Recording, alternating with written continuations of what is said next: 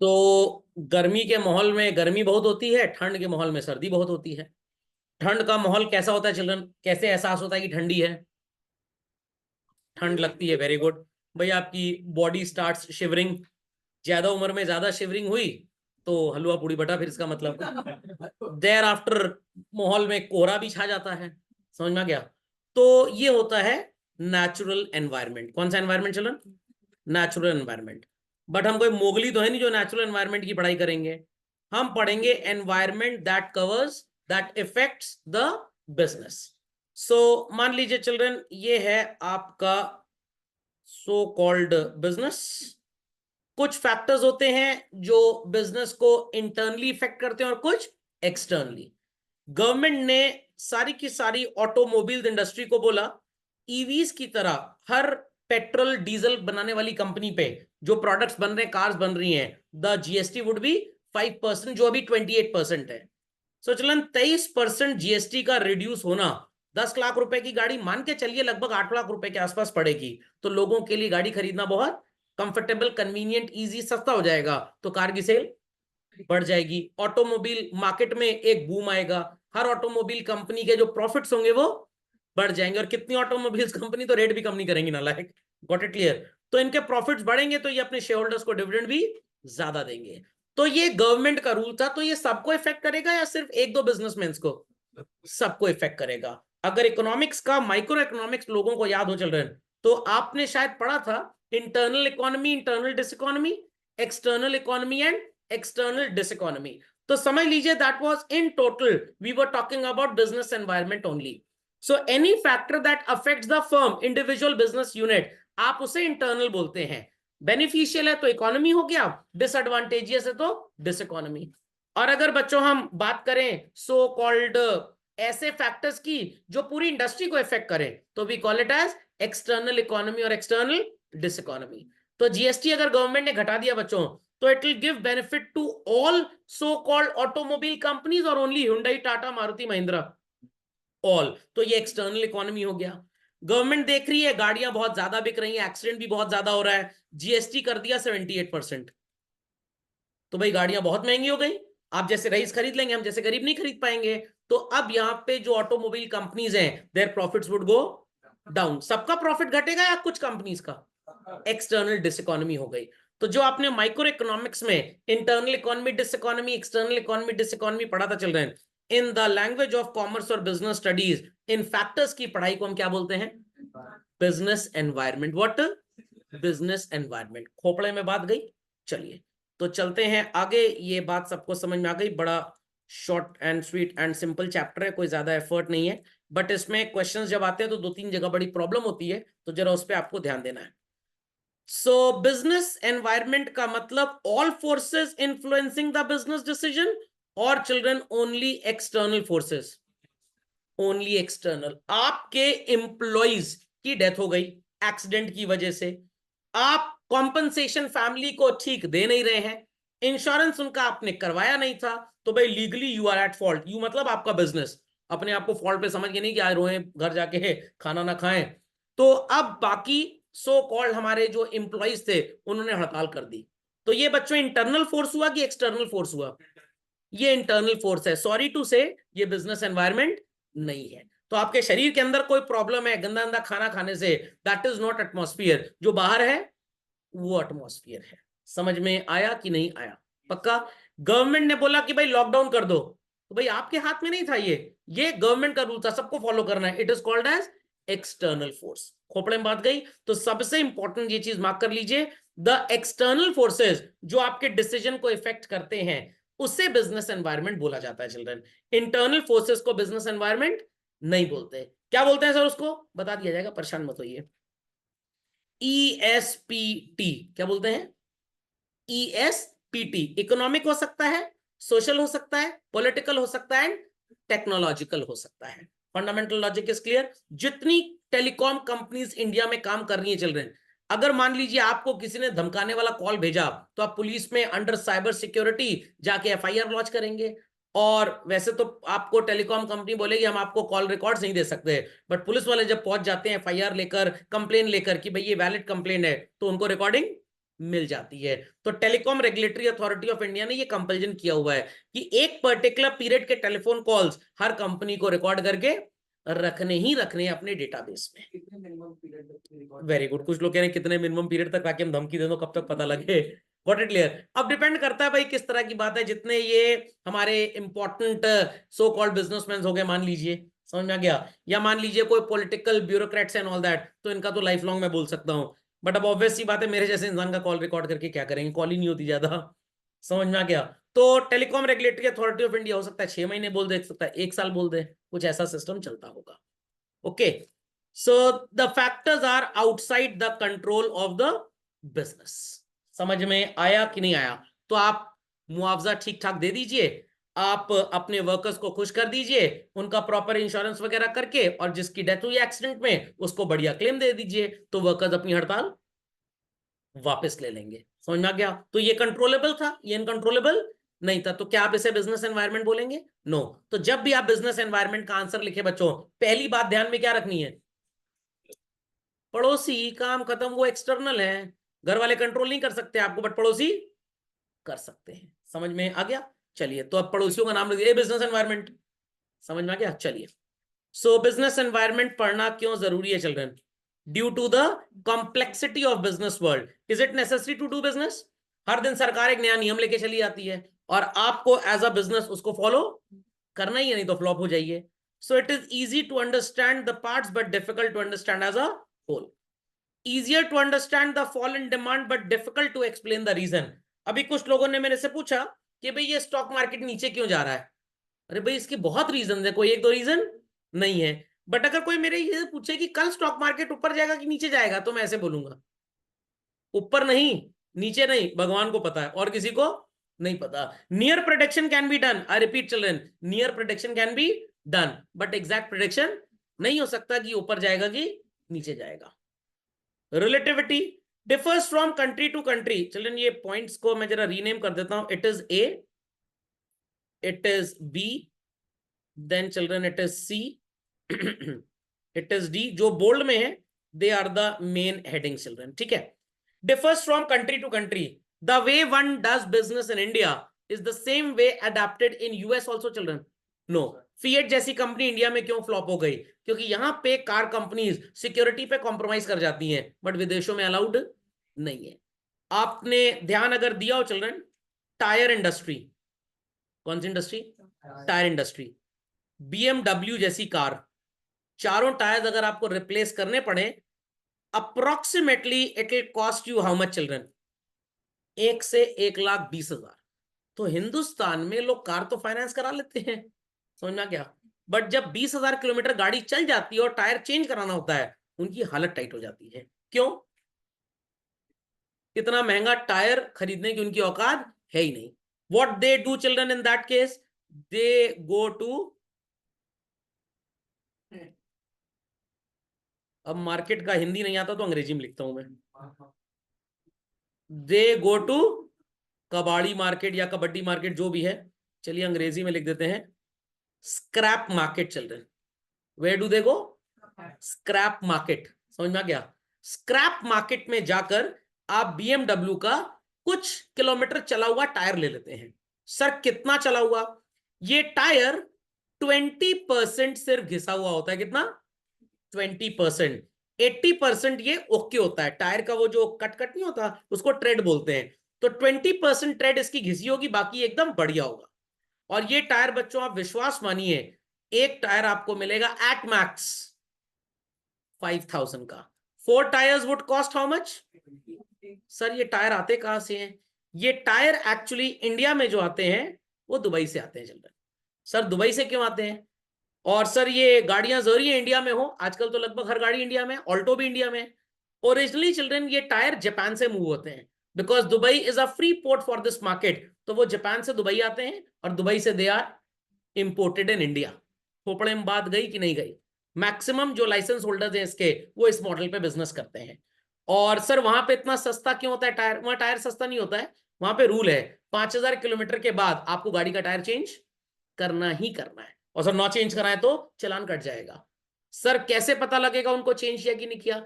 India में जैसे आप लाइसेंस बनवाते हैं तो वो आपके एम परिवहन ऐप पे अपडेटेड होता है चिल्ड्रन। वैसे ही जब आप पोल्यूशन सर्टिफिकेट बनवाते हैं वो भी एम परिवहन पे अपडेटेड होता है। आप गाड़ी का इंश्योरेंस कराते हैं वो भी एम परिवहन पे अपडेटेड होता है। तो आने वाले टाइम में इंडिया में भी रूल आ जाएगा, जब आप टायर खरीदेंगे the tyre seller will update the details कि आपने कितने किलोमीटर के बाद टायर चेंज कराया। और अगर वहां पे लिखा है कि 20,000 किलोमीटर तक टायर चेंज हुआ ही नहीं, तो किसी भी दिन घर में चालान प्रेम पत्र चला आएगा। लॉजिक समझ में आया? बट क्योंकि अभी हमारे हिंदुस्तान में लोग इतने रईस हैं नहीं, अगर गवर्नमेंट ये सब नौटंकी करने लग जाएगी या गाड़ियां बिकनी बंद हो जाएंगी। Logic understood well. तो पहले pollution was not compulsory, now that is compulsory. तो सर ऐसा क्यों है, वहां पे क्यों चेंज हो जाता है? इंडिया में तो गाड़ियां उतनी तेज चलती नहीं है भाई, मैक्सिमम स्पीड हाईवे पे भी 100 से ऊपर आप क्या जाएंगे, वो भी गाड़ी की औकात अगर हुई तो। ऑल्टो तो समझ लीजिए रॉकेट बन जाएगी 100 में। समझ में आ गया? तो यहाँ पे तो गाड़ियां चलती स्लो हैं, अब वहां पे तो 180-200 किलोमीटर पे गाड़ी चल रही है, और अगर ब्रेक मारेंगे घिसे हुए टायर पे, वो भी अगेन रॉकेट बन के शिप की तरह फ्लोट करेगी फिर। तो there it is a rule in India. हो सकता है 20, sorry there it is a rule in foreign countries. तो जापान में ऐसा नियम है, इंडिया में भी ऐसा नियम नहीं है। सर यूएस से नहीं आ सकता है, बट यूएस से transportation cost is very high, that's why हमने जापान का रूट चुना हुआ है। समझ में आ गया? तो ऑल्टो का टायर नया 2700 रुपए का बाजार में आता है, C8 का चिल्ड्रन, आपको ये 80% वाला टायर 800 रुपए में मिल जाएगा। सर अब तो पापा से कहेंगे यहीं से खरीदिए, सर से नंबर दिलवा देते हैं। समझ में आया? तो ये केस स्टडी अभी 2 दिन पहले ही मेरे को पता लगी। I went to a relative place, तो वहां पे एक रिलेटिव काफी दिन से मिले, तो मैंने उनसे पूछा, तो ही टोल्ड, मेरे ब्रदर इन लॉ लगते हैं, कि 15 दिन से तो हम दुबई गए हुए थे। मैंने कहा अच्छा। तो मैंने पूछा कि भाई दुबई में तो महंगी गाड़ियां चलती हैं, BMW एंड ऑल दैट, तो ये ऑल्टो और होंडा का टायर कहाँ से आता है? तो ही टोल्ड मी दिस कि भाई जापान से डायरेक्ट इंपोर्ट हम कर नहीं सकते, Dubai is a free port zone, तो वहां पे टैक्सेस भी कम लगते हैं, तो वो जापान से इंपोर्टर इंपोर्ट करता है, हम दुबई से खरीद के इंडिया लाते हैं उसको।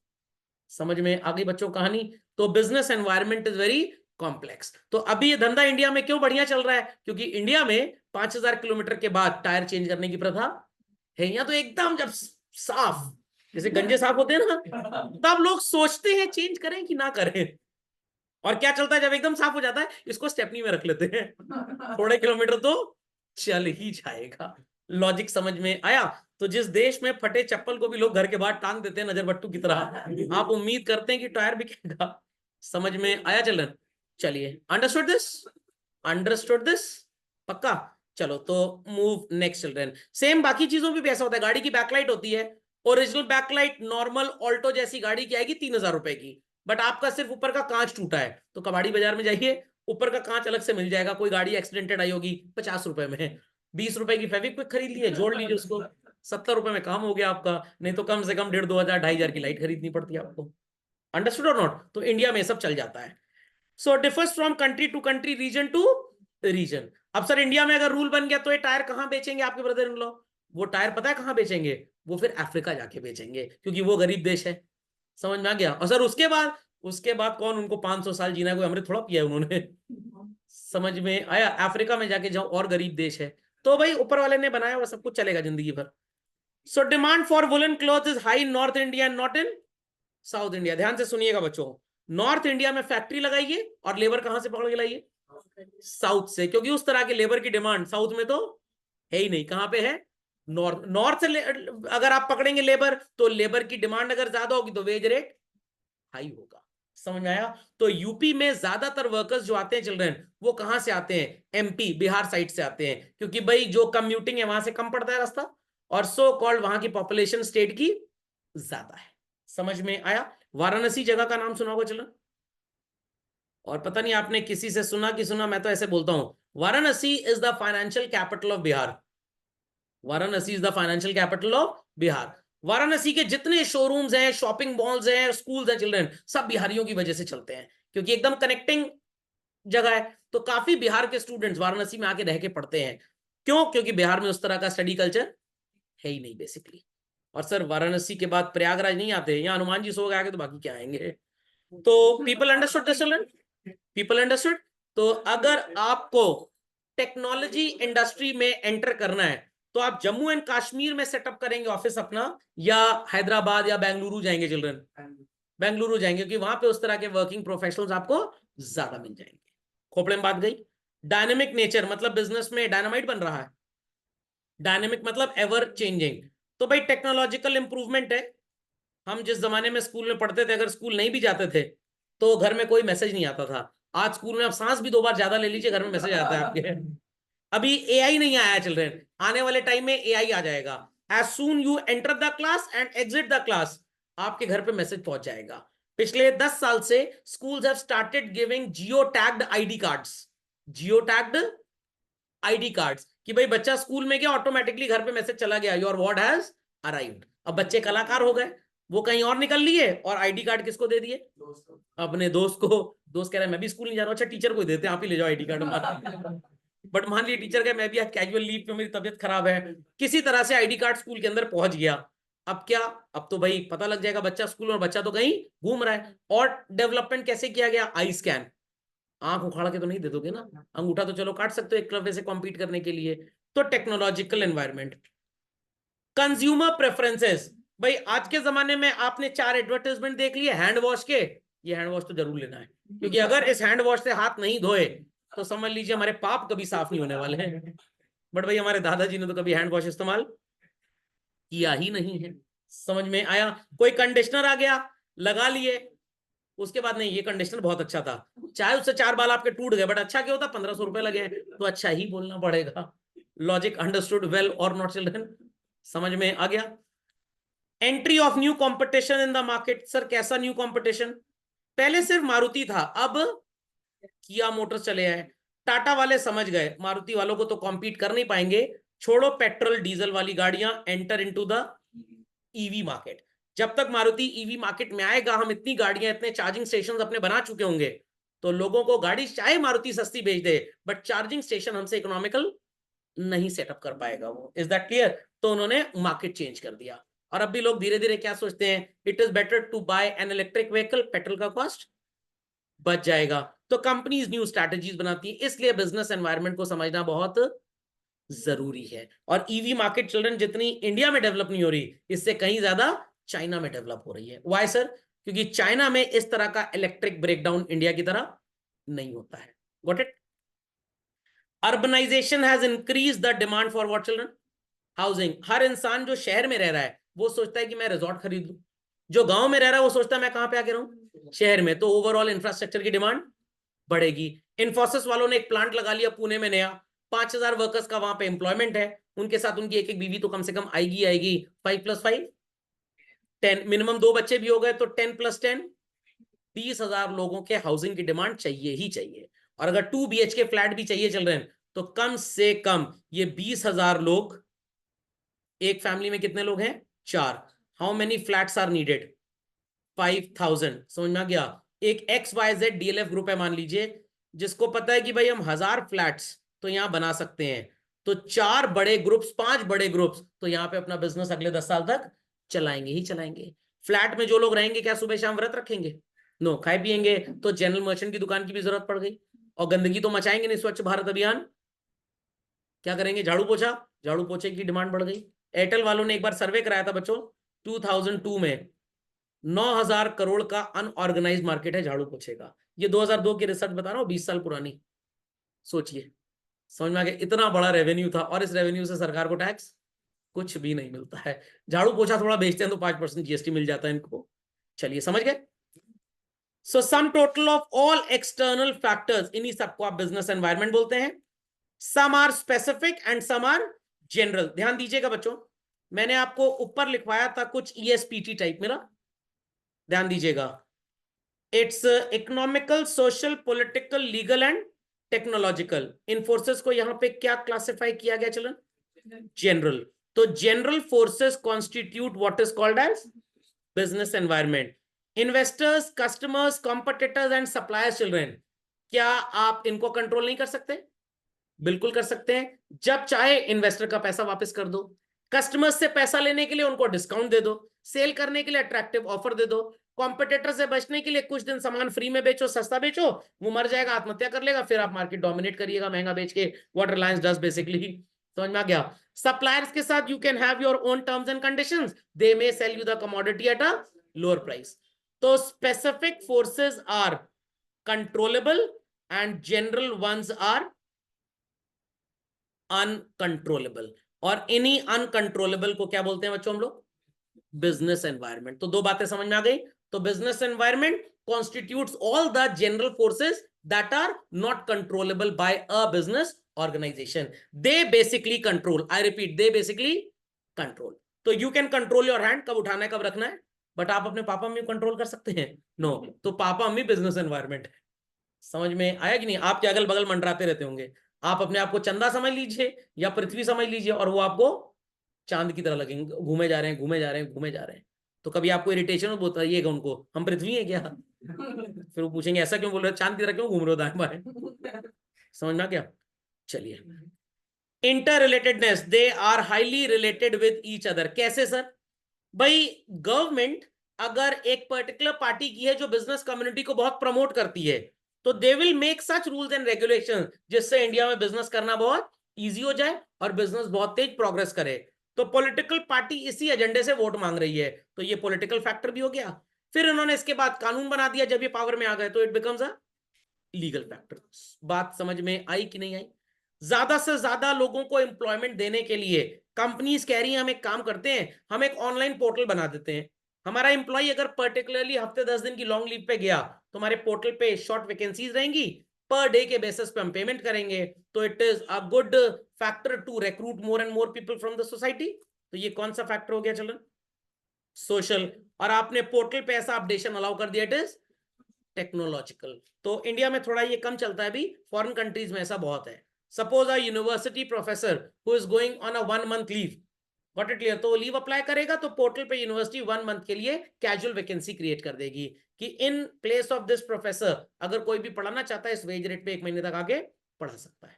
समझ गए बात को? Health awareness has increase the demand for products like diet Coke, जो उससे भी ज्यादा नुकसान करती है. Fat free cooking oil and gymnasium. School की फीस देने का पैसा नहीं, बट जिम जरूर जाएंगे. समझ में आई बात कि नहीं आई बात? नहीं समझ में आई बात? प्राइवेसी इश्यूज है हमारे आईफोन में, और आपका डेटा कहीं चोरी होगा नहीं, इसलिए आपके पास आईफोन जरूर होना चाहिए. हमारे को प्राइवेसी है ही नहीं. समझ में आ गया? झोले में भर के पैसा रखा हुआ है, खोपड़े में बात गई. इतना पैसा ही नहीं है कि कोई उसको चुरा के ले जाए, काहे की प्राइवेसी भाई? बट कंपनीज इस तरह से प्रोडक्ट बेचती है. समझ में आ गया? 5-10 छोटे नन्हे मुन्ने बच्चों को इकट्ठा कर लिया, तौलिया बांध के सबको भेज दिया, ये नहा के आए हैं. अभी 2 झापड़ कान के नीचे मारिए, सारा स्ट्रेंथ खत्म हो जाएगा. अंडरस्टूड? और कभी कभी तो कुरकुरे खाने से बच्चे स्ट्रांग हो जाते हैं. बॉर्नवीटा पीने से शार्पर, स्ट्रॉन्गर, टॉलर, कुछ नहीं होता. सब झूठ है, सब झूठ है. चीनी बेची जाती है चॉकलेट पाउडर मिलाकर, और कोई ना शार्पर होने वाला, ना स्ट्रॉन्गर होने वाला, और ना टॉलर. खूब मेरे पापा मम्मी ने बचपन मेरे को बॉर्नवीटा पिला कुछ नहीं होता. तो ऐसा कुछ नहीं होता, सब पागल बनाने की बात है. You go to medicine shop, go to medicine shop, आपका थोड़ी वीकनेस महसूस हो रही है, never the shopkeeper will say कि थोड़ा दलिया खा लो, ये कैप्सूल ले जाओ. भाई we are not made for eating chemicals. खोपड़े में बात गई कि नहीं गई? बाल बहुत टूट रहे हैं, तो भाई केराटिन का प्रॉब्लम है, अच्छा खाओ पियो, बाल टूटना ठीक हो जाएगा. नहीं, ये वाला शैम्पू चिपका देंगे आपको. वो 70 रुपए का केमिकल क्या ठीक करेगा भाई? लॉजिक समझ में आ रहा है? अमूल का बटर भयंकर कोलेस्ट्रॉल होता है, मर जाओगे उसको खा के. मोहल्ले की गैया का जो दूध लेके आते हो भैंस का, उसी से घी निकाल के खाइए, कभी भी प्रॉब्लम होगी ही नहीं. समझे कि नहीं समझे?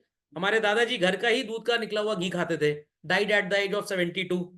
और उस समय भी कान के नीचे अगर किसी को लगा दे वापस आदमी उठे ना. समझ में आ गया? और यहाँ 40 साल की उम्र में कोलेस्ट्रॉल लेवल 340. क्यों? बाजार वाला मक्खन खाते थे. तो ये मार्केट में जितना सामान बिकता है, आप मानेंगे तो नहीं मेरी बात, बट कोई बात नहीं, मेरा बोलना फर्ज है, ये सब केमिकली प्रोड्यूस्ड है चिल्ड्रन. चक्की फ्रेश आशीर्वाद आटा, मरने का आशीर्वाद मिल रहा है आपको. ये आटा नहीं होता है, मैदा होता है. सही आटा आपको चक्की पे ही गेहूं पिसने से मिलेगा. समझ में आ गया? समझ में आ गया? Uncertainty is there by business, कभी भी आपका बड़ूम हो सकता है. तो you should be reading business magazines and all कि भाई जो बिजनेस में चेंजेस आ रहे हैं कैसे हम उनको मैनेज करें. बस बाकी तो कंटेंट सेम है, चल रहे. नया फैशन वगैरह आ गया तो इसकी वजह से आपके बिजनेस में क्या चेंजेस आएंगे, लोगों को ये बात पता होनी चाहिए. इंपॉर्टेंस क्या है बिजनेस का, ये मेरा बढ़िया वाला केस स्टडी आ गया. चल रहे हैं, सुना है मैकडॉनल्ड्स का आलू टिक्की चाट बर्गर? सुना है? नहीं, चाट नहीं, जो चाट मैंने ऐड कर दिया. 1992-93 में जब मैकडॉनल्ड्स इंडिया में आया, चल रहे हैं, बहुत कम लोगों को ये बात पता है that they were a big flop in the country. बहुत बड़ा फ्लॉप थे ये, बहुत बड़ा फ्लॉप. इन्होंने मैकेंजे वालों से रिसर्च कराया जो बहुत बड़ी सीए कंसल्टेंसी भी है, कि भाई दुनिया भर में हम टनाटन चल रहे हैं, why we are a flop show in India. तो मैकेंजी ने रिसर्च करके बोला यहाँ के लोग बड़े चटोरे टाइप के हैं। समझ में आ गया? न्यूट्रिशनल लेवल गया तेल लेने भाड़ में, उनको चाहिए बढ़िया टेस्ट, चाहे गोबर खिला दो उनको वनीला फ्लेवर डाल के। समझ में आ गया? सो मैकडोनल्ड्स ने रिसर्च एजेंसीज के जो लोग थे उसमें कुछ फार्मास्यूटिकल स्पेशलिस्ट भी थे, हेल्थ वाले, डाइटिशियन, न्यूट्रिशनिस्ट वगैरह ये सब भी थे। तो उन्होंने कहा आलू अगर ज्यादा देंगे तो फैट लेवल बढ़ जाएगा और लोगों को उतना न्यूट्रिशन नहीं मिलेगा। कह रहे हैं न्यूट्रिशन की कोई चिंता ही नहीं है, बर्गर खा खा के सरकमफ्रेंस बढ़ जाए उनके पेट का, बट वो दलितर बर्गर खाना नहीं छोड़ेंगे, आलू की टिक्के के साथ ही खाएंगे। तो पहले मैकडोनल्ड्स का जो बर्गर आता था बच्चों, उसके अंदर वो सीताफल या पंपकिन नहीं होता था, कोड़ा, उसकी टिक्की होती थी और लोगों को पसंद नहीं आता था, उनको वही भैंस बनने वाला आलू वाला बर्गर चाहिए। तो मैकडोनल्ड का ओरिजिनल मैकवेजी उसी से बनता था। तो उन्होंने मैकिन वालों को बोला भैया इसको डिसकंटिन्यू करो and sell the tikki which is made up of potato. खा खा के आलू हो गए हैं लोग, बट वो खाएंगे सुअर बर्गर यही वाला। समझ में आ गया? समझ में आ गया? चलिए, कार बायर की इंडिया में क्या वो मेंटालिटी होती है, कितना किलोमीटर पर लीटर चलेगी? मारुति कह रहा हमारी गाड़ी 24 किलोमीटर पर लीटर चलती है। होंडा कह रहा है भैया हमारी औकात तो 11 से ऊपर, 12 से ऊपर है ही नहीं। तो majority people will prefer what? Maruti. समझ में आ गया? एक बार मारुति गाड़ी भिड़ गई, पता ही नहीं लग रहा है कहां से स्टार्ट हुई कहां से नीचे पड़ गई पूरी एकदम से। समझ में आ गया? If you press the steel of Maruti car ऐसा लगेगा फोम लगा हुआ है। और टाटा की गाड़ी दो चार रिक्शा को भी निपटा देगी, इसीलिए भाई वो महंगी है। तो मारुति की गाड़ी का नाम इसीलिए मारुति रखा गया, हनुमान जी का नाम है ना। आधा मिलन कंपनी ने करा दिया, आधा आप गाड़ी तेज चला कर लीजिए। सो why Maruti Udyog became the leader in small car market? भाई it is cheap car, the mileage is very very very children high, और इन फैक्टर्स को कोई दूसरी कंपनी सो कॉल्ड लोगों को प्रोवाइड कर ही नहीं पा रही थी। तो people prefer with children Maruti cars. जब मारुति इंडिया में लॉन्च हुआ children, you won't believe 86% share था मारुति का। मतलब 86% कार बायर 100 में से किस कंपनी गाड़ी खरीदते थे? मारुति की। आज बाकी कंपनीज भी आ गई हैं, लोगों के पास पैसे भी आ गए हैं, तो मारुति का शेयर थोड़ा सा कम हो गया है, but still almost 40 to 45% market share किसका है? मारुति का। क्यों भाई? क्योंकि इंडिया में below middle income group majority population रहती है, तो हर घर की पहली गाड़ी जनरली दहेज में ना मिली अगर मारुति ही रहती है। इवन अगर आप किया या ये सब जो गाड़ियां आ रही हैं इनको भी देखें चिल्ड्रन, इंडिया में ये उस क्वालिटी की नहीं है जिस क्वालिटी की ओरिजिनली अपने कंट्री ऑफ ओरिजिन में बेची जाती है, क्योंकि वो पैसे यहां इंडिया में कोई दे ही नहीं पाएगा। समझ में आई बात? So recognize the opportunities to get first mover advantage. अब जब अपॉर्चुनिटी की बात करते हैं तो एक एनालिसिस आता है बिजनेस में चिल्ड्रन, एंड दैट इज स्वॉट। आपने क्यों कॉमर्स लिया? भाई आपकी स्ट्रेंथ है, आपको कमर्शियल एजुकेशन काफी अच्छा लगता है, कुछ तो ऐसे ले लिए, मेरे दो दोस्त ले लिए, मेरी स्ट्रेंथ है मैं भी इनके साथ जाऊंगा। क्यों पांडे, सही बात है कि नहीं? वीकनेस क्या थी? भाई साइंस लेते तो नंबर एटम और मॉलिक्यूल की तरह आते, समझ में कम आते, समझ में तो खैर ये भी नहीं आता है लोगों को, बट कोई बात नहीं, इसके अलावा कुछ था नहीं। समझ में आ गया? और अगर और कोई दूसरा सब्जेक्ट लेते तो मोहल्ले वाले इज्जत ना करते, तो चलो कॉमर्स ले लें। अपॉर्चुनिटी क्या है?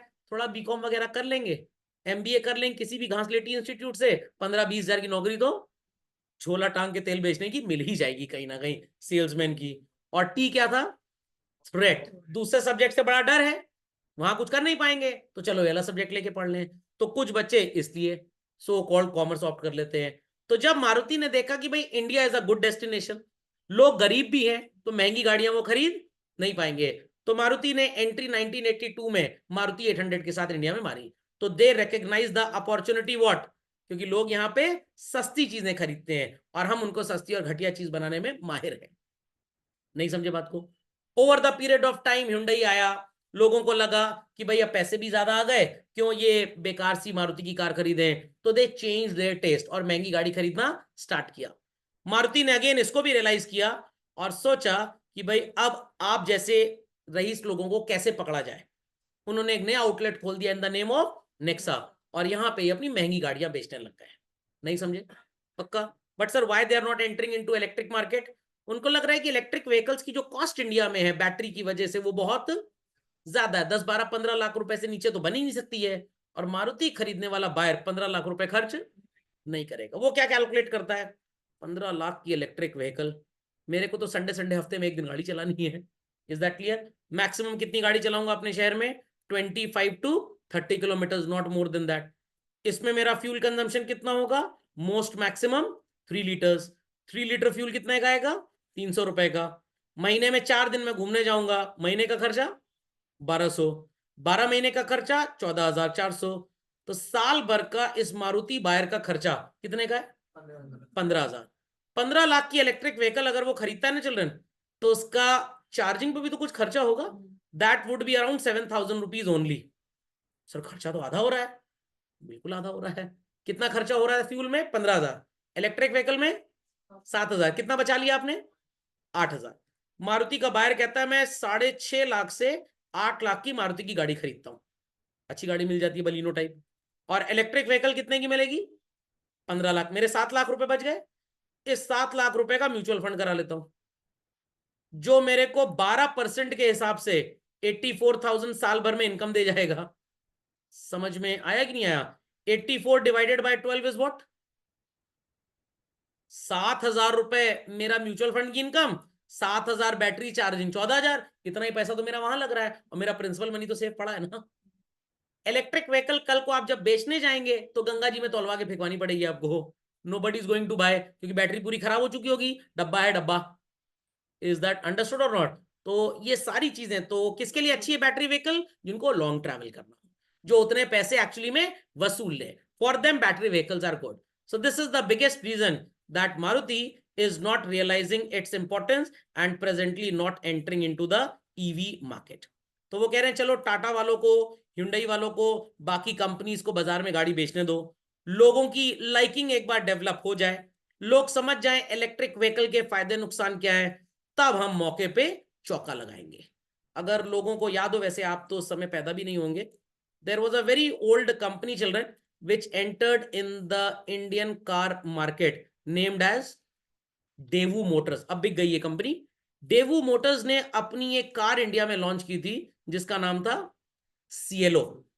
10 लाख रुपए में मर्सिडीज के बराबर की गाड़ी इन्होंने लोगों को दी। बट हिंदुस्तानी आदमी को क्या चाहिए गाड़ी में, हाई माइलेज। क्या चाहिए, इस गाड़ी का माइलेज पता है कितना था, 8 किलोमीटर पर लीटर। आदमी कहेगा मैं औकात के बाहर है। Comfort level was super, but हमको तो माइलेज चाहिए ना, कोई कंफर्ट नहीं है, पटरे के ऊपर बैठा दो हमको, 80 का माइलेज दिलवाओ। समझ में आ गया? ये गाड़ी इंडिया में पिट गई, चल ही नहीं पाई। उसके बाद जब इंडिया में और कार्स आई तो लोगों को समझ में आ गया कि अगर कंफर्टेबल व्हीकल चाहिए तो आपको कॉम्प्रोमाइज माइलेज पे करना पड़ेगा। So this was the company जिसने मार खा खा के लोगों को सिखा दिया कि भाई अगर ब्लड का कलर देखना है तो मार खानी बहुत जरूरी है। सो ये तो पिट गई, but this company set an example कि भाई अगर बढ़िया कंफर्टेबल कार चाहिए तो आपको थोड़ा सा नुकसान झेलना पड़ेगा, थोड़ा सा माइलेज पे कॉम्प्रोमाइज करना पड़ेगा। समझ में आ गया? तो what Maruti is doing these days, sorry Tata is doing these days, EV launch करके वो एक तो फर्स्ट मूवर बनना चाहते हैं। समझ में आ गया? और मारुति क्या सोच रहा है, let them create awareness about the benefits and demerits of EV. एक बार लोगों की एक्सेप्टेबिलिटी देख लें, फिर हम बाजार में आएंगे। लॉजिक समझ में आएगा? टाटा को क्या एडवांटेज है, भाई हमारी इलेक्ट्रिक व्हीकल खरीदो या नॉर्मल व्हीकल खरीदो, प्राइस इज मोर और लेस सेम। 5 लाख रुपए में टाटा कोई गाड़ी नहीं आती है, तो टाटा को पता है भाई मेरा बायर 10 लाख के ऊपर वाला है, ठीक है, तो मैं 10 लाख में ईवी भी दे रहा हूं, पेट्रोल व्हीकल भी दे रहा हूं, चॉइस आपकी, आप क्या खरीदना चाहते हो। बातें समझ में आ रही हैं? तो ये होता है बच्चों बिजनेस एनवायरनमेंट की study. Assist in improving performance. अभी मैकडॉनल्ड ने एक और बर्गर लॉन्च किया, साउथ इंडियन चटनी बर्गर, डोसा बर्गर। सही कैसे बर्गर है, इसमें आपको आलू टिक्की में ही फ्लेवर किसका आएगा, सांबर का फ्लेवर आ जाएगा, तो साउथ इंडिया में इसकी सेल ज्यादा होगी। छोले बर्गर लॉन्च कर दें, छोले भटूरे बर्गर, समझ में आ गया, दिल्ली में पंजाब में खूब चलेगा। लॉजिक समझ में आ गया? मैकडॉनल्ड बिजनेस बर्गर, इसको पढ़ने के बाद बिजनेस स्टडीज अच्छे समझ में आने लग जाता है। 1-2 लाख बर्गर तो बेच ही लेंगे कम से कम। अभी केएफसी का एक ऐड आता है चीजा, चीजा, समझ में आ गया? तो व्हाट इज दैट चीजा चिल्ड्रन, वही उनकी वेज की पनीर पैटी या चिकन पैटी, और उसके ऊपर मेल्ट कर दिया थोड़ा सा चीज, तो एक तरह से वो क्या बन गया, वेजीज डाल दिए थोड़े से। Logic understood well children? So leading food service retailer, पुराना डेटा है नया देख लीजिएगा, 3 lakh customers every single day brand की वैल्यू है। Coping with rapid changes. अभी दिल्ली में एक और ट्रेन लॉन्च हुई है मेट्रो के अलावा चिल्ड्रन, जिसे क्या बोलते हैं, रैपिड करके कुछ को बोलते हैं। वो मेरठ तक कनेक्टिविटी उसकी हो गई है। तो पहले लोगों को मेरठ से दिल्ली आने में 2-2.5 घंटा लगता था, अब इस ट्रेन से हार्डली 30 to 35 मिनट्स लगेगा। तो अब ज्यादातर लोग जो दिल्ली में जॉब करते हैं वो दिल्ली में घर नहीं ढूंढेंगे, कहां ढूंढेंगे, मेरठ में। पहले वो दिल्ली में रहते थे, क्यों, क्योंकि भाई उनको ऑफिस नजदीक था। मेरठ में रहेंगे तो 2 घंटा लगता था। अब उनको लगा रैपिड मेट्रो स्टार्ट हो गई, तो एक काम करो, 1 लाख रुपए दिल्ली में कमा रहे हो, दिल्ली में घर का किराया 25,000 रुपए, मेरठ में घर का किराया 10,000 रुपए, तो एक काम करते हैं मेरठ में घर ले लेते हैं, वहां से आधे घंटे में कम्यूटिंग हो जाएगी और 15,000 बच जाएगा। जब ये रैपिड मेट्रो का डेवलपमेंट हुआ तो पीपल अंडरस्टूड, जो बिल्डर्स थे, कि अब लोग मेरठ से दिल्ली कम टाइम में पहुंचेंगे, तो मेरठ में डिमांड फॉर हाउसिंग बढ़ेगी। तो what they started building more flats. Got it clear. तो डिमांड फॉर हाउसिंग जब बढ़ेगा तो व्हाट विल हैपन, लोग ज्यादा घर खरीदेंगे, तो जिनके घरों के रेंटल्स अभी कम थे वो बढ़ जाएंगे। समझ में आ गया। अभी कोविड के बाद से वर्क फ्रॉम होम हो गया बहुत ज्यादा, तो काफी बच्चे जो मुंबई वगैरह में रह के जॉब करते थे, and originally they belong to be great cities children, छोटे शहर मतलब जहां पे हाउसिंग सस्ती थी, वापस अपने घर लौटा है। अब उनको 3 महीने में एक बार 4 दिन के लिए मीटिंग अटेंड करने दिल्ली बॉम्बे जाना है, क्या वो परमानेंट घर लेके वहां रहेंगे? नो। तो what happened, in big metro cities housing की डिमांड क्या हो गई, कम हो गई। तो अब अगर आपके पापा को 1 करोड़ रुपए का इन्वेस्टमेंट रियल एस्टेट में करना है, तो दिल्ली मुंबई में करें या किसी छोटे शहर में करें? छोटे शहर में करें। क्यों? क्योंकि वो बच्चे वापस लौट आए हैं और इन छोटे शहरों में काम करने लग गए। अब आपके पापा ने सोचा एक वैन हुसैन का शोरूम भी खोल लेते हैं। छोटे शहर में वैन हुसैन का शोरूम खोलना फायदेमंद होगा? बिल्कुल होगा। पूछिए क्यों? ये जो बड़े शहर के लोग वर्क फ्रॉम होम छोटे शहर में कर रहे हैं, इनकी कमाई तो उतनी है, वो तो कम हुई नहीं। वहां पे मुंबई में 1 लाख रुपए महीना तनख्वाह मिलती थी, 60,000 खर्चा था। यहाँ तो अपने घर में या सस्ते किराए के घर में रह रहे हैं, 1 लाख रुपए तनख्वाह मिल रही है, खर्चा हार्डली 15-20 हजार है, तो they have more disposable income. तो ये भी वैन हुसैन की शर्ट खरीदना चाहेंगे कि नहीं? बट बहुत बड़ा शोरूम मत खोलने दीजिएगा पापा को, क्योंकि बहुत ज्यादा डिमांड नहीं हुई। निकर टी शर्ट पहन के दिन भर काम करना है, मीटिंग में रहना है।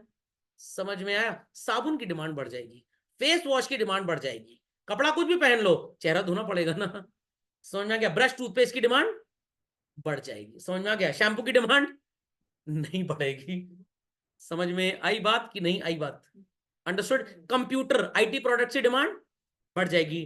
टेलीकॉम कंपनीज को छोटे शहरों में अच्छी बैंडविड्थ देनी पड़ेगी या घटिया बैंडविड्थ पे काम चलेगा चिल्ड्रन? अच्छी बैंडविड्थ, क्योंकि वहां पे वापस वो बच्चे लौट आए हैं। Are people understanding what I am saying? अगर बिजनेस एनवायरनमेंट की पढ़ाई आपने की है चिल्ड्रन, तो you get an early signal of warning and threat. Covid तो कभी 2020 से पहले लोगों ने सुना ही नहीं था, लॉकडाउन जैसा कभी देखा ही नहीं हमारी जनरेशन ने, कर्फ्यू तक जानते थे। But now things have become so called regularly like work from home. ठंडी ज्यादा बढ़ी, ऑनलाइन क्लास चलेगी। तो अब जब स्कूल्स अपने टीचर्स को रिक्रूट करते हैं तो बोलते हैं teachers should be proficient in speaking English, Hindi, whatsoever language they are comfortable and supposed to teach into with online education. तो अगर आप एक टीचर बन गए कल को और आपको zoom, Webex, Microsoft teams in सब पे पढ़ाना नहीं आता, तो आपकी नौकरी ठेंगा मिलेगी आपको। समझ में आ गई? तो ये early warning signal of threat है चिल्ड्रन, ये चीजें आपको पहले से पता लग जानी चाहिए। अंडरस्टूड?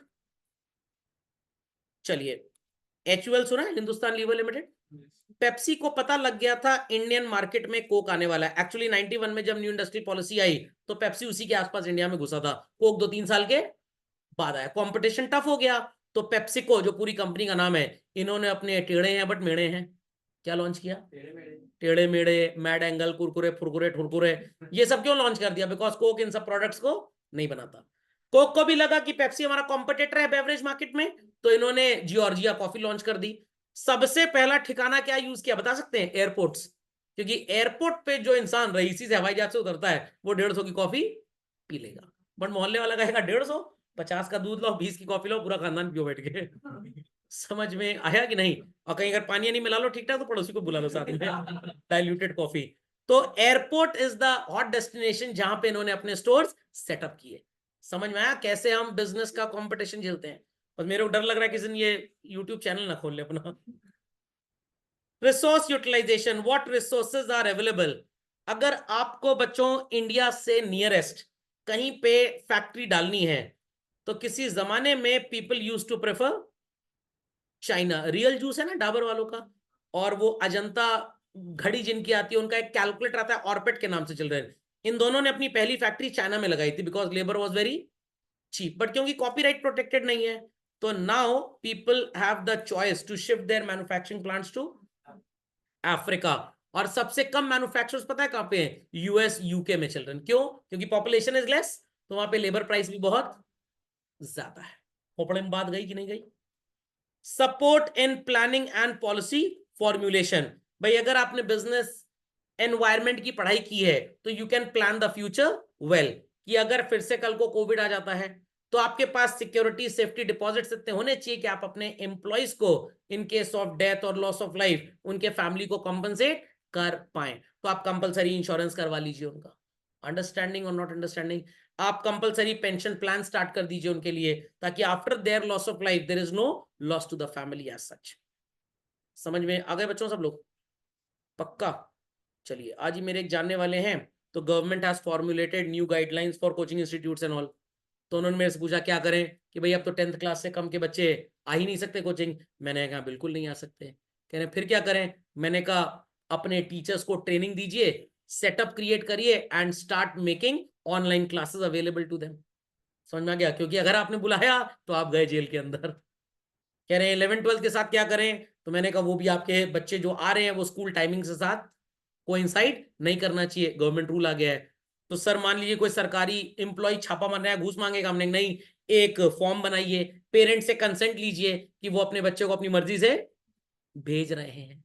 समझ में आई बात की नहीं? तो ये उन टीचर्स के लिए बहुत अच्छा है जो सही में टीचर है। जो बेवकूफ बनाने का काम करते हैं उनका धंधा पानी नहीं बंद तो नहीं होगा, भगवान ना करे किसी कुछ बंद हो जाए, थोड़ा सा डाउनफॉल आ जाएगा, तो उनको भी प्रोफेशनलाइज करना पड़ेगा। और मेरा तो भाई सब कुछ फ्री चलता है, कोई टेंशन की बात ही नहीं है। चलिए, so enterprise that continuously monitor the environment and adopt suitable practices which not only improve their present performance but succeed in long term also। Khopde में बात गई चिल्ड्रन? तो भाई कभी भी ऑनलाइन टीचर को प्रॉब्लम आएगा क्या? भाई मैं तो आपके कन्वीनियंस फ्रॉम होम से आपको पढ़ा रहा हूं, तो आपको कहीं निकलने की जरूरत है ही नहीं, कोई स्ट्रेस है ही नहीं किसी बात का, तो हम तो स्ट्रेस फ्री एजुकेशन दे रहे हैं। और होमवर्क में भी शीट के ऊपर लिख देंगे स्टिकर ऑप्शनल, मन है तो करो, मन है तो ना करो। जो करके लाएगा वो फर्स्ट, जो नहीं करके आया वो भी फर्स्ट, ना करने में है तो सेकंड रैंकर होगा ही नहीं कोई भी। चलिए बच्चों, कहानी समझ में आ गई? कहानी समझ में आ गई चिल्ड्रन? तो यहाँ पे कुछ पॉइंट्स है children which constitute the type of environment. Economic environment में क्या क्या आता है? इंटरेस्ट रेट अगर बाजार में बढ़ गए और आप बैंकर हैं तो आपको फायदा होगा, और अगर आप बिजनेसमैन है तो आपको नुकसान होगा, क्योंकि आपकी बोरोइंग कॉस्टली हो जाएगी चिल्ड्रन। इन्फ्लेशन अगर बढ़ रहा है तो एज अ बिजनेसमैन आपको फायदा होगा। क्यों फायदा होगा? आज 100 रुपए का मटेरियल खरीद के प्रोडक्ट 125 में बेचा, कल को यही मटेरियल 110 का हो जाएगा, कस्टमर आपको थोड़ा 135 रुपए देगा, वो स्टिल आपको कितना देगा बच्चों? 125। तो आपने सस्ते में रॉ मटेरियल खरीदा था बट बना के बेचा उसी प्राइस में जो महंगा सेलर खरीद के बेच रहा है चिल्ड्रन। तो इन्फ्लेशन से ओनर ऑफ द बिजनेसमैन को फायदा होगा कि नुकसान होगा? क्यों नुकसान होगा? 100 रुपए का रॉ मटेरियल आप खरीदते हैं, प्रोसेस करके 125 का बेचते हैं, जब तक आप इसको बेच रहे हैं रॉ मटेरियल का प्राइस बढ़ के 110 हो गया, क्या आपने 110 लगाया? Absolutely not. तो आपने तो रॉ मटेरियल सस्ते दाम पे खरीदा था ना।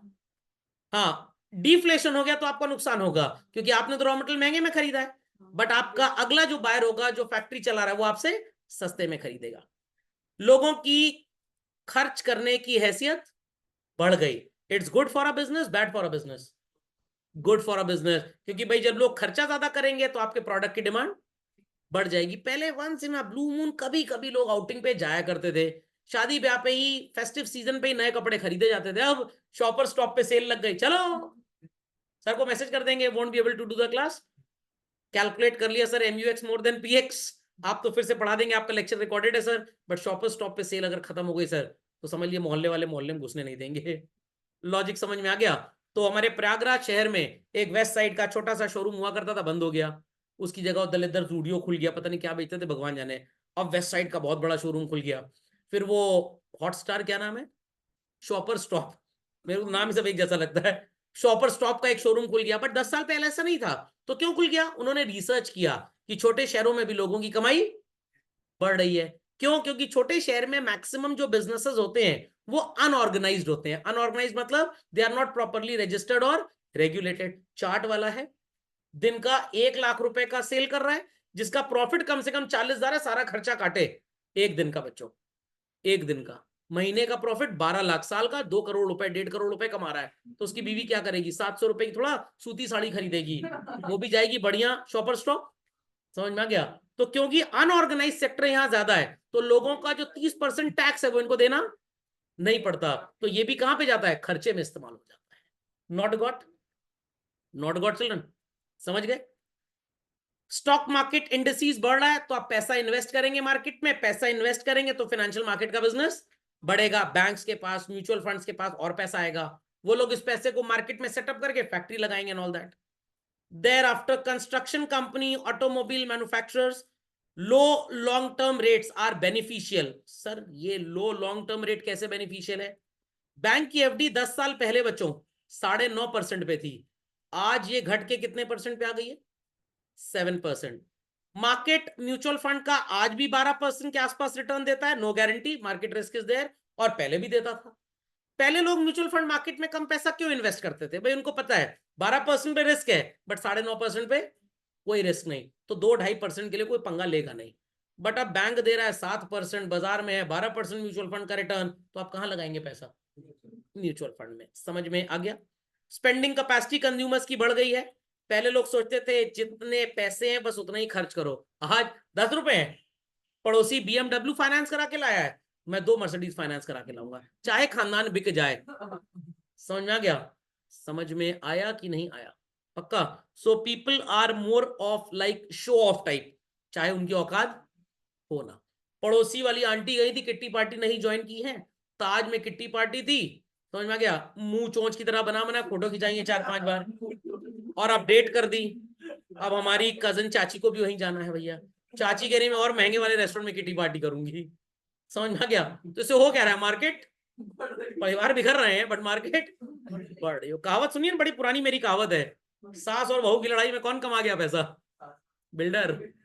2 घर हो जाएंगे ना, 2 घर हो जाएंगे ना, तो सास बहू की लड़ाई में बिल्डर पैसा कमा गया। डिस्पोजेबल इनकम राइज करेगी तो आप डिमांड ज्यादा करेंगे पहले से। समझ में आ गया बच्चों? समझ में आ गया? हाई इन्फ्लेशन रेट अगर होगा चिल्ड्रन, तो बिजनेस एंटरप्राइज क्या ज्यादा सैलरी दे पाएगा? महंगाई बढ़ रही है, एम्प्लॉय कह रहा है लाओ और तनख्वाह दो, हम कह रहे हैं कहां से तनख्वाह दे, हमारा तो प्रॉफिट भी नहीं बढ़ रहा है, तो इन दैट केस एम्प्लॉयज में गो ऑन टू स्ट्राइक, तो ये नुकसान का भी सौदा है। People understood this? समझ में आ गया इकोनॉमिक एनवायरनमेंट क्या है? तो ऑल दैट इज डायरेक्टली और indirectly children related with money and finance is called as what? Economic environment. Understood this children? Understood this? तो शॉपकीपर अगर सेल लगाता है अपने प्रोडक्ट का स्टॉक जल्दी क्लियर करने के लिए, तो वो भी क्यों ये काम कर रहा है बच्चों? ताकि डिमांड बढ़ जाए। Economic environment. और काफी बिजनेसेस तो क्या करते हैं, जैसे रिलायंस का आप एग्जांपल ले लीजिए, स्टोर में देयर ऑफर इज 1500 रुपए का सामान खरीदेंगे तो 500 का डिस्काउंट मिल जाएगा, तो आपको सामान कितने का पड़ा? 1000 का। तो discount is approximately what percentage? 33%। और ऑनलाइन एजियो का ऐप डाउनलोड कर लीजिए, 1500 का सामान यहाँ डायरेक्टली 1000 में मिलता है। समझ में आया कि नहीं आया? बात एक तरह से वही पड़ेगी। समझ में आ गया? तो सर कंपनी क्यों ऐसा कर रही है? स्टोर खोला है उन अनपढ़ों के लिए जिनको ऑनलाइन सिस्टम चलाना नहीं आता, ऑनलाइन सिस्टम उन लोगों के लिए जिनके पास मार्केट विजिट करने का टाइम नहीं है। तो both ways they are doing their business basically. Understood? और कुछ लोगों को डायरेक्टली ये लोग सेल करते हैं 600 रुपए में सामान, कि आप फेसबुक के थ्रू ऑनलाइन 1000 का सामान बेच दो। Okay? What is social environment? Customs and traditions. Virat Kohli ji कुर्ते का बड़ा एडवर्टाइजमेंट करते हैं, और ज्यादातर ये एडवर्टाइजमेंट कब आता है चिल्ड्रन पता है आपको? होली टाइम पे क्यों नहीं आता? होली पे लोग कुर्ता पहनते हैं, बट कुर्ता पहन के जनरली होली खेलने का कल्चर नहीं है। जो सबसे घर में दलिद्दर पुराना कपड़ा घिसा पिटा होता है, लोग उसी पहन के होली खेल लेते हैं, कुछ लोग तो पोछा ही लपेट लेते हैं। Got it clear? और ये सबसे ज्यादा एडवर्टाइजमेंट दीपावली के टाइम पे आएगा। कभी देखा है आपने क्रिसमस के टाइम पे विराट कोहली जी सेंटा क्लॉज बन के आए हो? कभी सुना है सेंटा क्लॉज कुर्ता पहन के? अच्छा एक ऐड है, एक ही होगा, कम होगा मतलब। तो people value custom and tradition. तो जैसे इंडिया में दीपावली का time is considered as a shubh muhurat for buying new things, चाहे वो नई कार हो चाहे टेलीविजन सेट हो, तो सारी कंपनी ऑफर कब देती हैं? दीपावली के टाइम पे। फिर 15 अगस्त भाई छुट्टी वाला दिन, 26 जनवरी रिपब्लिक डे हो गया, कुछ लोगों का आधा इंडिपेंडेंस डे होता है उस दिन, बाकी आधी आजादी 15 अगस्त को मिली थी। Got it clear? जो बची रह गई थी वो 26 जनवरी को मिली। कुछ बेवकूफ है इस तरह से। उसके बाद आपने ये भी देखा होगा, मार्च के टाइम पे होली पे जनरली ऑफर्स नहीं आते, बट मार्च में ऑफर किसका आता है? इंश्योरेंस ले लो, इंश्योरेंस ले लो, क्योंकि at that time people are worried about saving taxes on their incomes. समझ में आया? तो अप्रैल में कोई इंश्योरेंस एजेंट आपके पापा के पास नहीं पहुंचेगा, क्योंकि उनको पता है भाई साहब ने पिछले महीने ही दिल पे पत्थर रखकर सो कॉल्ड टैक्स दिया हुआ, उनके पैसे नहीं है, कुछ भी बोले तो चप्पल पड़ेगी सीधे। Value, social trend, societies expectations from businesses. समझ में आ गया? सास बहू की लड़ाई चल रही थी, अब बहू सासू माँ को कैसे मनाए, तो फॉर्च्यून रिफाइंड में पूड़ी तल के ले सासू माँ खिलाई, सासू माँ खुश हो गए। तो इससे हो सकता है कुछ 100-200 बहुएं ये ट्राई करें तो फॉर्च्यून रिफाइंड की सेल बढ़ जाएगी। ओके, सेलिब्रेशन फेस्टिवल ये मैंने आपको बता दिया। Social trends present various opportunities and threat to business enterprise. सर्दी के मौसम में पता लगा मेदांता वाले एडवर्टाइजमेंट कर रहे हैं, कोई बुढ़े अंकल जी को ले आए घर में, उनको हार्ट अटैक हो रहा है, वो मेदांता लेगा एकदम सही हो गए। अब ये तो मेदांता को सो कॉल्ड फेमस नहीं करेगा, बेइज्जती अलग करेगा, मतलब मेदांता वाले दिखा रहे हैं कि सब बुढ़े मरेंगे इस बार। ऐसा नहीं है। बहुत पहले मैं आपको बता रहा हूँ बच्चों, सच्ची घटना है, एक एडवर्टाइजमेंट इनकम टैक्स डिपार्टमेंट वालों ने लॉन्च किया था। अरे गुप्ता जी, आपने टैक्स नहीं दिया अपना टाइम पे, आपने टैक्स की चोरी की है। तो गुप्ता कम्युनिटी जो हमारे इंडिया में थी, जो बिजनेसमैन को पोर्ट्रे किया गया था, उन्होंने पीआईएल फाइल किया कोर्ट में। Central board of direct taxes को सुप्रीम कोर्ट ने सम्मन भेजा कि ये आप क्यों ऐसी बेइज्जती कर रहे हैं, क्या ये कम्युनिटी चोर होती है? Central board of direct taxes ने लिखकर सॉरी बोला था, और उसके बाद से फिर ऐसा एडवर्टाइजमेंट नहीं आया। तो उसमें गुप्ता जी कट गया, फिर आया अंकल जी आपने टैक्स नहीं दिया। तो मतलब ये अवेयरनेस क्रिएट करने के लिए कि अपना टैक्स टाइम पे पे करें। फिर लोगों को मोटिवेट कैसे किया जाता है? आपका एक एक रुपए टैक्स का हमारे डिफेंस बजट में काम आता है, तो भाई हमारा डिफेंस एक्सपेंडिचर और बेटर हो सकता है। तो ये एक तरह से सोशल वैल्यूज इंबाइब की जा रही हैं। Health and fitness related trend है, तो क्या बोला जा रहा है? जिम ज्वाइन कर लीजिए, जिम का एडवर्टाइजमेंट आ जाता है। ऑर्गेनिक फूड मिलता नहीं इंडिया में, सब झूठ बोलते हैं। लस्सी पीजिए, उससे अच्छा सॉफ्ट ड्रिंक इंडिया में कोई है ही नहीं। बॉटल्ड मिनरल वाटर, ये जब से आ गया हिंदुस्तान में तब से लोगों को डाइजेशन का प्रॉब्लम स्टार्ट हो गया है। पुराने जमाने में हम तो हैंडपंप का पानी पिए हुए हैं। क्रिकेट खेलते थे, बॉल नाली में चली जाती थी, बॉल उठा के फिर क्रिकेट खेलते थे, टीम जीतती थी, जीते हुए पैसे से चुरमुरा भी खा लेते थे, फिर याद आता था ये हाथ तो धोए नहीं। समझ में आ गया? इसलिए बीमारियां कम होती हैं। और आज बच्चा पैदा होते ही मिनरल वाटर पी लेता है, इसलिए बीमारियां ज्यादा हो जाती हैं। Got it clear? So trend has however harmed many industries like dairy processing, tobacco and liquor. तो भाई एक तरफ एडवर्टाइजमेंट आ रहा है कि वो कौन सा, अरे वो प्योर वाटर करके कुछ देते होता, लिकर का एडवर्टाइजमेंट है, सिगरेट के डिब्बे बड़ा बड़ा लिखा है, मुकेश भी कितनी बार आ चुका है, बट लोग सुधरते नहीं है। तो एक तरफ जिम का ऐड देते हैं कि भाई सेहत के बारे में कुछ सोचिए, और एक तरफ गवर्नमेंट ने रूल बना दिया, एक तरफ गवर्नमेंट ने रूल बना दिया है कि भाई ज्यादा से ज्यादा सिगरेट के डिब्बे पे वार्निंग दीजिए। भाई गवर्नमेंट अगर इतनी ही चिंतित है तो इसके प्रोडक्शन को बैन कर दिया जाए। But they are the countries so called basic financers चल रहे हैं। इन प्रोडक्ट्स पे कितना जीएसटी है? 28%। समझ में आ गया? तो ज्यादा एडवर्टाइजमेंट दिखा दिखा के गवर्नमेंट मेरे को लगता है डिमांड क्रिएट कर रही है, test once and then forever. समझ में आ गया? जैसे वो जैक एंड जोन्स का ऐड नहीं है, tried once used forever, ये भी यही है बच्चों। ओके, चलिए, technological environment and political with legal environment children, ये अगले लेक्चर में with liberalisation, privatisation and globalisation we'll do it. ये सेम टॉपिक है, आपने इंडियन इकोनॉमिक डेवलपमेंट में भी पढ़ा हुआ है। चलिए, आज की सेवाएं ये समाप्त होती हैं। वीडियो रिकॉर्ड हो जाएगा, थोड़ा लाइक वाइक कर दीजिएगा, बढ़िया रहेगा।